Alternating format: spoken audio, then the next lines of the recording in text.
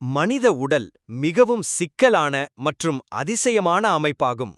ஒரு சாதாரண பெரியவரின் உடலில் சுமார் 206 எலும்புகள் உள்ளன.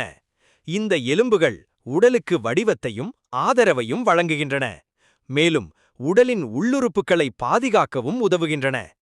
மனித உடலில் இரத்தம் மிக முக்கிய பங்கு வகிக்கிறது. இரத்தத்தில் உள்ள சிவப்பு இரத்த அணுக்கள் உடலின் அனைத்து பகுதிகளுக்கும் ஆக்சிஜனை கொண்டு செல்கின்றன.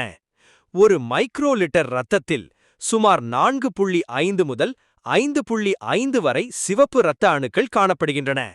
வெள்ளை இரத்த அணுக்கள் உடலை நோய்களிலிருந்து பாதுகாக்கும் பாதுகாப்பு வீரர்களாக செயல்படுகின்றன. ஒரு மைக்ரோ லிட்டர் இரத்தத்தில் சுமார் 4000 முதல் 11000 வரை வெள்ளை இரத்த அணுக்கள் இருக்கும். மனித உடலின் ஒவ்வொரு பகுதியும் ஒருங்கிணைந்து செயல்படுவதால்தான் மனிதன் ஆரோக்கியமாக வாழ முடிகிறது.